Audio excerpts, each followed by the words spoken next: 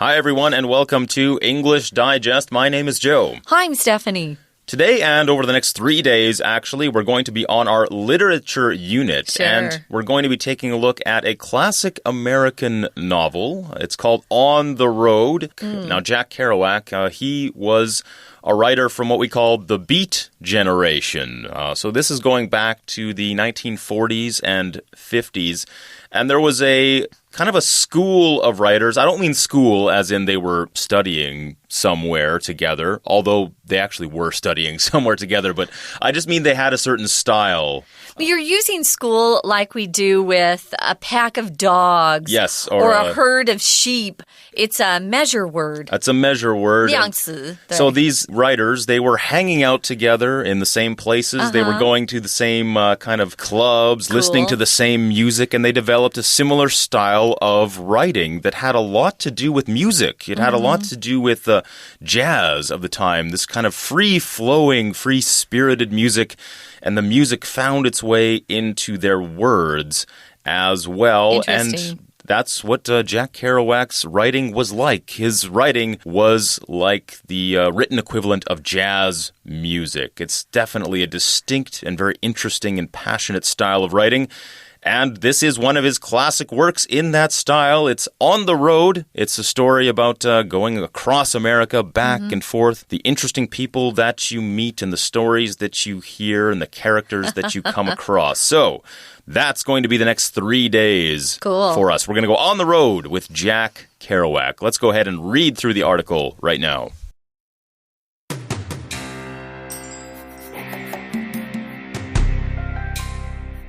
Sal Paradise is a young writer with a restless soul. Fresh out of college, he yearns to leave his middle-class life behind him for a life of travel and adventure. Upon meeting Dean Moriarty in New York City, he discovers the perfect partner in crime. Dean is an eccentric character who talks a mile a minute and never seems to run out of energy. He lives entirely in the moment without a second thought for the future. Most impressively, Dean's always on the road, traveling across the U.S. Inspired by Dean, Sal hitchhikes to California. Although the people he meets in California lack financial security, their lower social status offers them the freedom to live as they choose. After spending several months picking cotton in fields, however, Sal fails to adapt and therefore heads back to New York. On the way back home, Sal meets Dean in Denver, Colorado. They spend several days drinking, chasing women, and visiting jazz clubs. Later, Sal departs for San Francisco, where he works as a security guard to make ends meet. Sal enjoys his new life, but eventually, weariness and a lack of money drive him to return to New York. After a few months, Sal's desire to travel awakes once more. He's reunited with Dean, and they embark on new journeys to Chicago, New Orleans, and Mexico. In Mexico, they are fascinated by the freedom and culture that the country provides. As a result, they live a life of debauchery until Sal gets sick with dysentery and heads home. Separated from Dean, Sal determines that his life on the road must come to an end, as it's brought him lots of trouble. Sitting by the riverside, he reflects back on his travels and his friendship with Dean.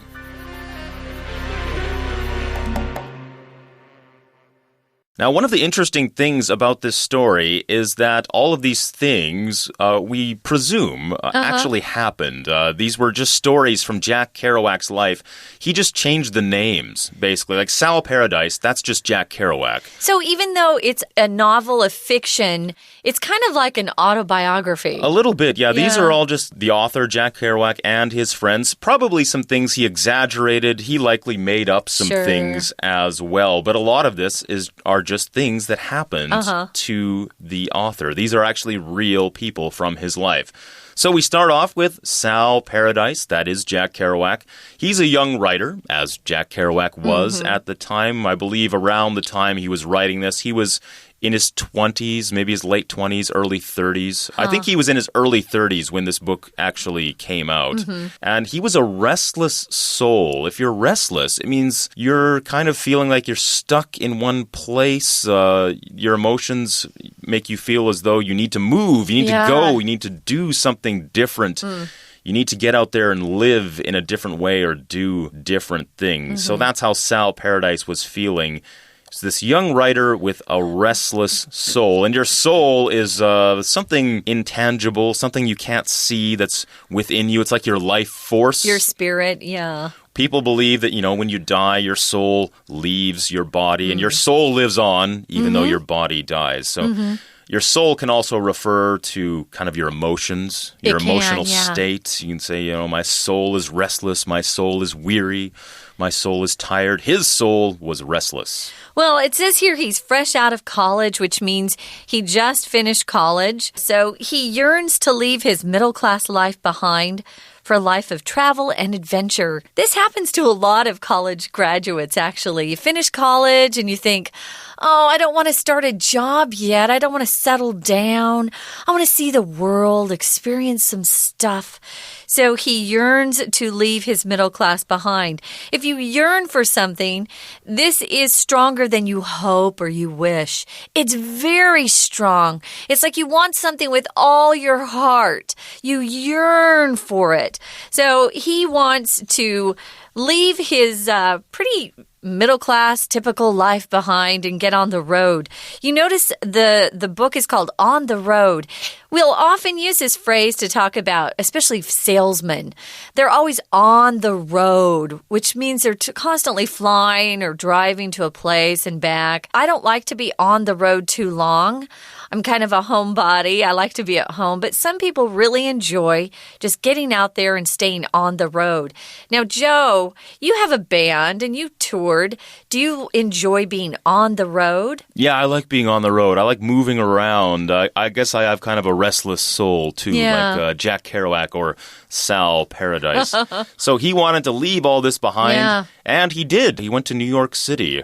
Upon meeting Dean Moriarty in New York City, he discovers the perfect partner in crime. So Jack Kerouac, yes, he did actually move. He was originally from Massachusetts in the eastern part of the United States, and he went to New York City to go to school at Columbia. Of course, we're talking about the character Sal Paradise here, though, which is, as I said, Jack Kerouac.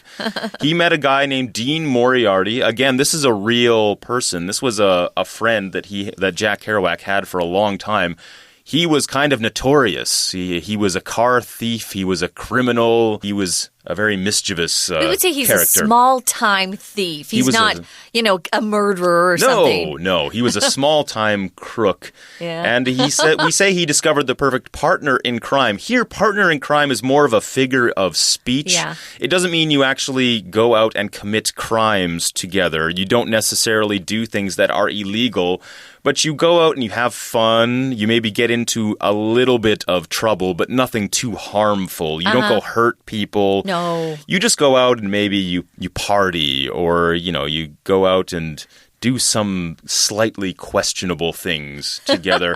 So he met Dean Moriarty, who was also another restless soul and also a little bit of a slightly dangerous and morally flexible type of person. Oh, okay. We say that he's eccentric here. So he's not the kind that would go to church on Sunday. Not so much. Okay. No, not the church-going type.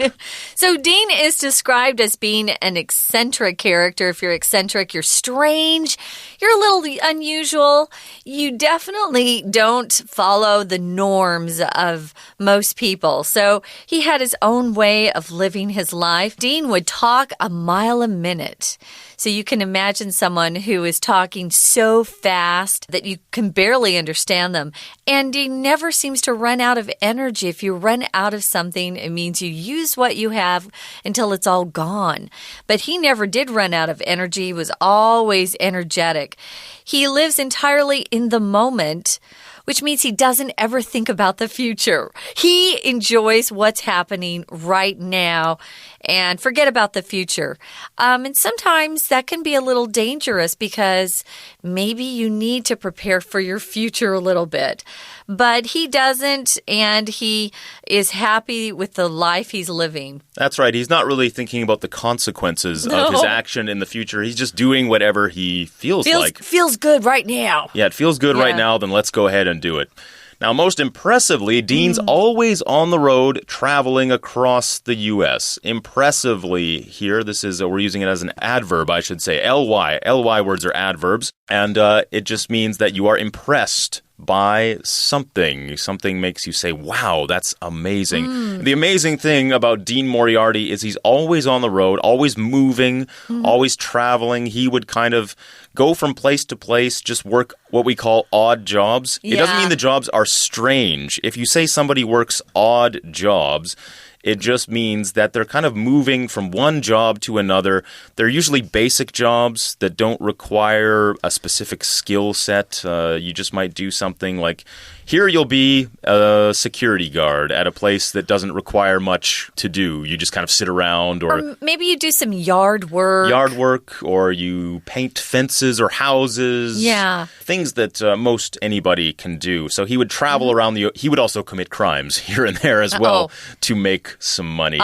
So he would do odd jobs and at times do things that are illegal as well. Well, in the next paragraph, it says, inspired by Dean, Sal hitchhikes to California. If you hitchhike somewhere, it means you go and stand by the side of the road, you put out your thumb, and you're hopeful that somebody in a car or truck will stop, pick you up, and give you a lift or a ride wherever they're going. He wanted to go to California, and he hitchhiked there. Now, I think long ago, it may have been sort of safe to hitchhike, but nowadays, wow, I would say don't ever hitchhike. It's really dangerous. They've also made it illegal in a lot of places as well. You can't actually legally do it. People still do it, but if the police catch you, I think you can get a fine for it nowadays. Oh, wow. I'm not sure about the United States, but I know think it's still legal. in Canada, it's actually illegal in a lot of places. Well, it's probably keeping people safe. And the reason, yes, is because it has become more dangerous. You never know who's picking you up, or you don't know who you are picking up if you are the driver. Exactly. So it can become a bit of a problem. But back then, it was quite common for people to hitchhike. I know back in the day, even my mom and dad, they hitchhiked places. Even people I know now. I have a friend who used to hitchhike to work every day. You're kidding. Every day he would go out on the highway and he'd hitchhike into town so he could go to work. Better than walking or riding your bike or waiting for the bus. Cheaper too, yes. Cheaper, yeah. So he would hitchhike to California. What happened in California? Well, let's find out a little bit later. We're going to have a break now and listen to our Chinese teacher. 大家好，欢迎收听 English Digest， 我是 Sunny。今天我们要阅读的是 Unit 15On the Road with Jack Kerouac 文学单元的第一天课程。文章提到 On the Road 这本小说的主角 Saul Paradise 是一名年轻的作家，但他却有着不安于现状的灵魂，想要追求刺激的冒险生活。我们看到第一段的第二句 Fresh out of college, he yearns to leave his middle-class life behind him for a life of travel and adventure.他刚从大学毕业，渴望摒弃他中产阶级的生活，去追求一个充满旅行和冒险的生活。本句的一开始是一个形容词 fresh， 这是分词构句的一种。原本的句子是 He is fresh out of college and he yearns to leave his middle class life... 首先我们要将连接词 and 省略，只用逗号来连接两句。然后因为两句的主词都相同，都是 he， 所以我们省略第一句的主词 he。 接下来动词 is 要变成 being， 而 being 可以省略，所以最后只剩下形容词 fresh。 我们再举一个例子说明。原来的句子是 Jason was tired and upset, so he didn't want to talk to anyone。 杰森又累又沮丧，所以他不想跟任何人说话。变成分词构句之后，就会变成 tired and upset. Jason didn't want to talk to anyone. 我们接着看到第一段的第三句 Upon meeting Dean Moriarty in New York City, he discovers the perfect partner in crime. 在纽约一遇见迪恩·莫瑞亚提，他就找到了一起胡闹的最佳伙伴。这个句子使用了 upon 加上 VING 这个句型，用来表示一怎么样就怎么样。upon 也可以改成 on， 就相当于 as soon as。不同的是 upon 和 on 后面只能接 VING 或是名词，然后逗号再接一个完整句子。而 as soon as 是要接一个完整句子，逗号再接另一个完整的句子。例如 Upon seeing his mother come home, the child burst into tears. 一看到妈妈回家，这个小孩就突然大哭。我们也可以改写成 As soon as the child saw his mother come home, he burst into tears. We're going to take a quick break. Stay tuned. We'll be right back.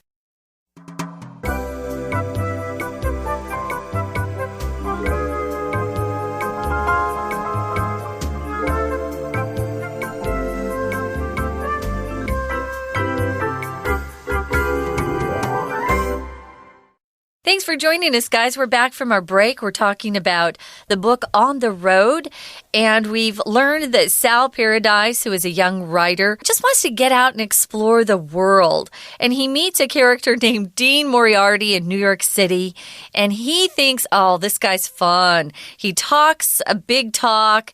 He's kind of strange. He's eccentric. He has a lot of energy.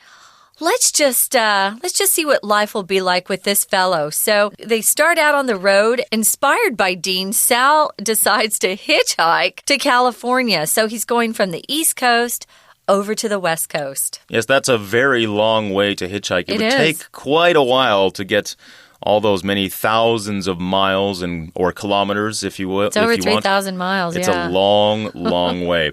So he gets to California, and it says, although the people he meets in California lack financial security, their lower social status offers them the freedom to live as they choose.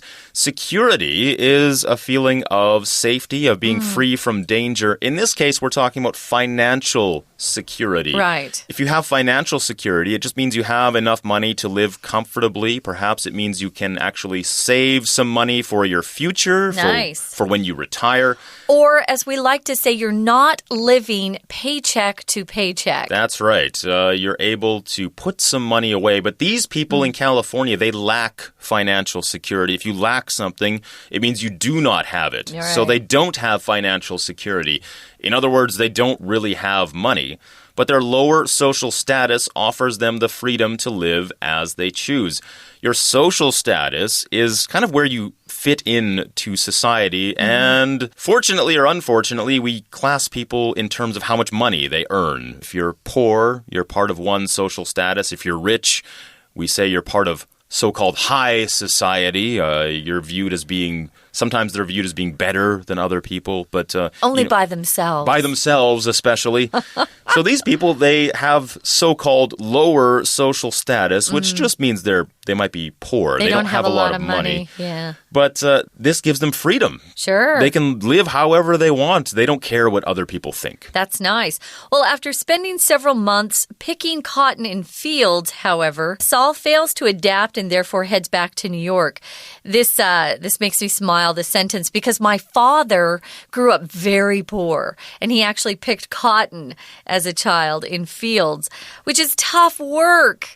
It's backbreaking. Oh, it's horribly hard. But my dad decided then that he was going to be a successful person, and he worked himself into law school, and he has not looked back. But he has great stories about picking cotton in the fields. But it says here, Saul, he fails to adapt to that new lifestyle and heads back to New York. If you adapt to something, guys, it means you change your behavior, your actions, so that it's easier to live in a certain place or easier to be in a particular situation. If you've ever had to move to a new school, you know how this is. If you adapt, it means you make friends, you feel comfortable there, you feel like it's home again. If you don't adapt, it can be very difficult. Now, on the way back home, Sal meets Dean in Denver, Colorado. So they're reunited, these two friends. They spend several days drinking, chasing women, and visiting jazz clubs. This is what I mean before when we were talking about partners in crime. Yeah. They're just going out and getting into some mischief. So they're drinking, so they're going out and having, beers, alcohol, that kind of thing. Jack Kerouac, or Sal Paradise, was famous for his love of alcohol, and we'll get more into that later as these 3 days go on. Yeah. They were chasing women. This doesn't mean literally they were running after them. It just means they were going to clubs. Picking up women. And talking to women, trying to get to know them and pick them up, as we say. And they were going to jazz clubs. As we talked about earlier, jazz music really influenced the writing of Jack Kerouac and all these other writers known as the Beats or the Beat Generation. Well, later, Sal departs for San Francisco, where he works as a security guard to make ends meet. If you depart for someplace, it just means you're leaving for a new destination. We often will go to the airport and see a sign that says arrivals and departures. So departure is the noun form of the verb to depart. If you are working and it says you're trying to make ends meet, it just means you're making enough money to pay for all of your living expenses. Not anything fancy, guys, just your rent, your food, your transportation to make ends meet. Now, Sal enjoys his new life, but eventually weariness and a lack of money drive him to return to New York. If you're weary, you're really tired. So weary is the adjective form, weariness is the noun. After a few months, Sal's desire to travel awakes once more. Here we're talking about a desire awakes in him. It just becomes alive. Again, he experiences this feeling again. Remember, he's a restless soul, so he can't really sit in one place for too long. He can't put down roots. Yes, he gets bored. He needs to move around. He's reunited with Dean, and they embark on new journeys to Chicago, New Orleans, and Mexico. Ooh. I touched on this word before a little bit, reunited. It means that you're with somebody, then you're apart for a time, and then you come back together. Remember, the prefix re means to do something again. So reunited means you come back to somebody who you knew before. And they're going to go traveling. They go to Chicago, they go to New Orleans, and they go to Mexico. So these are places, coincidentally or not, where you can get a lot of partying done if you want to. I think that was a big lure for them. Chicago, of course, is very famous for its music scene. They got a great blues scene there, a great jazz scene back in the day, too. New Orleans, of course, is the home of jazz. Yes, it is. That's the birthplace. That's where it was born. That's where it all started. And I guess they must have been heading south because they wound up in Mexico, south of the border, the United States-Mexico border. And there they found more of what they were looking for, I guess. Yeah. In Mexico, it says they're fascinated by the freedom and the culture there. As a result, they live a life of debauchery until Sal gets sick with dysentery and heads home. If you live a life of debauchery, it just means you are exhibiting bad decisions. You have bad immoral behavior that it would include things like random sex with strangers, drug use, alcohol, lots of alcohol. But he finally gets sick with something called dysentery, which refers to laduzi, or diarrhea, which is really not fun to experience. If any of you out there have experienced it, you know what I mean. He decides then, you know what, I gotta head home. Probably they had eaten bad food. That's my guess. Yeah, and a little bit too much partying as well probably contributed to it as well. Yes. Separated from Dean, Sal determines that his life on the road must come to an end as it's brought him lots of trouble. So they're separated. If you're separated from someone or something, it means you are apart. You are no longer together. He determines, determine here just means that you decide something. You make a big decision, a serious decision. He decides that his life on the road must come to an end. He has to stop traveling because it's brought him lots of trouble. He's gone out, he's traveled, but he's had a lot of good experiences, but some bad ones too, because he's been partying, he's been drinking, he's been living a life of debauchery for a very long time. Then it finally ends. Sitting by the riverside, he reflects back on his travels and his friendship with Dean. If you reflect back on something, you think about the past and what it all meant, how it affected you, and how it might affect your future as well. The book, I remember it ends with 3 lines, and they're all the same. He just says, I think of Dean Moriarty, I think of Dean Moriarty, I think of Dean Moriarty. That was the style of his writing. He didn't really think about what made sense. It was just all about the flow, all about the sound, all about the rhythm and the emotion of jazz music, basically. So that's the story. On the Road with Jack Kerouac. In the next couple of days, we're going to learn about his real life and how it corresponded to his books, his lifestyle, and all of that good and interesting stuff. Before we leave you today, though, let's listen to our Chinese teacher one more time. 文章的第2段描述了 Sal 受到他的朋友 Dean Moriarty 他启发，开始了他的旅行。我们看到这一段倒数第2句 Later, Sal departs for San Francisco, where he works as a security guard to make ends meet.